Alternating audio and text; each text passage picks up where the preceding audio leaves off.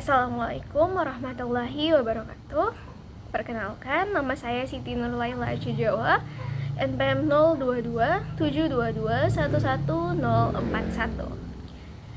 Saya berasal dari kelas 4A, Program Studi Akuntansi, Fakultas Ekonomi dan Bisnis, Universitas Hairun. Pada kesempatan kali ini, saya akan menjelaskan mengenai salah satu jenis metode penelitian kualitatif, yaitu fenomenologi. Baik, fenomenologi ini merupakan salah satu jenis dari metode penelitian kualitatif yang kerap kali digunakan untuk mengungkapkan suatu kesamaan makna yang merupakan inti dari suatu konsep atau fenomena yang secara sadar dan individual dialami oleh sekelompok individu dalam kehidupan mereka. Fenomenologi ini adalah metode yang menemukan sifat makna sekelompok individu yang menjadikan metode penelitian ini mendekati filsafat dan psikologis serta penerapan konsep-konsepnya berupa filosofis dan psikologis. Abstraksi dan refleksi filosofis juga seringkali dipraktikkan oleh fenomenologi untuk menangkap niat informan sebelum mereka ekstraksi menjadi suatu narasi yang lebih mendalam. Selain itu, seringkali diklaim bahwa fenomenologi ini adalah metode penelitian yang memiliki kesamaan dengan studi naratif dan etnografi. Perbedaannya ada di fakta bahwa fenomenologi ini berusaha menemukan sifat universal yang dialami secara umum dari sebuah fenomena yang dialami oleh sekelompok individu secara pribadi.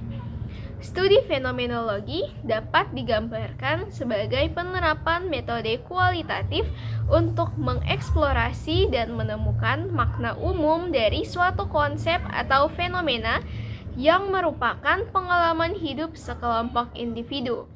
Fenomenologi yang dialami sekelompok individu tentu sangat berbeda. Contohnya seperti fenomena atau konsep terjadinya melakukan riset pada sekelompok orang-orang yang menikah di usia yang dini, di mana di penelitian itu peneliti fokus dalam mewawancara atau mengobservasi sekumpulan pria yang berada di usia muda yang telah menjadi ayah, mengenai bagaimana mereka dalam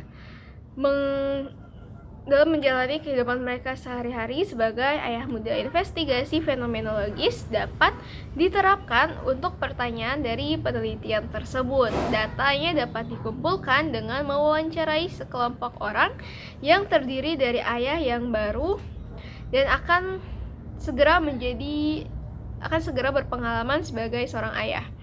Yang terpenting, kekuatan dari studi fenomenologi adalah bahwa pengalaman tersembunyi dalam aspek filosofis dan psikologis individu dapat diungkapkan melalui narasi, sehingga peneliti dan pembaca dapat memahami pengalaman hidup dari topik atau objek yang dijadikan penelitian tersebut.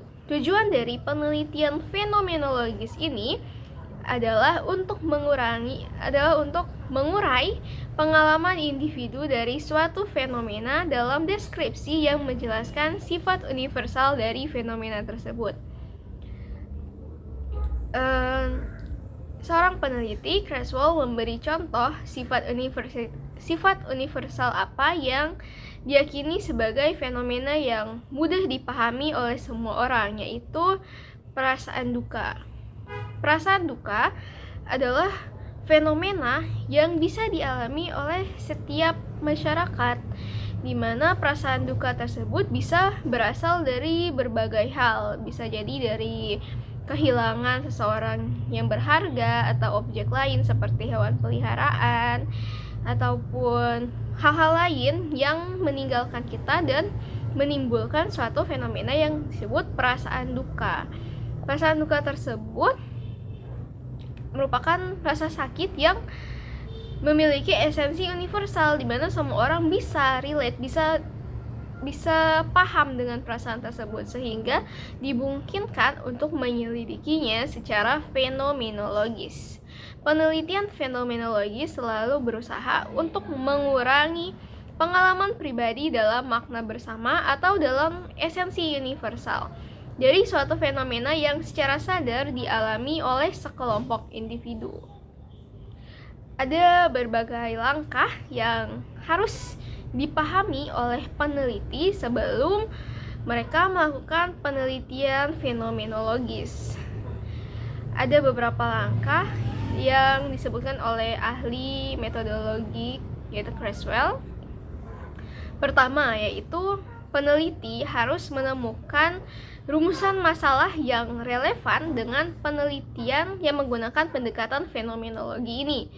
Perumusan masalah penelitian yang relevan dalam penerapan fenomenologi adalah masalah penelitian di mana sangat penting untuk memahami pengalaman pribadi sekelompok orang yang dalam kaitannya dengan fenomena yang mereka jalani. Memahami pengalaman-pengalaman ini nantinya akan berkontribusi pada proses perkembangan politik atau untuk memahami yang lebih dalam tentang fenomena yang sedang dipelajari. Setelah para peneliti berkumpul, para peneliti akan menangkap fenomena itu dan mempertanyakan artinya atau maknanya bagi sekelompok orang yang mengalaminya.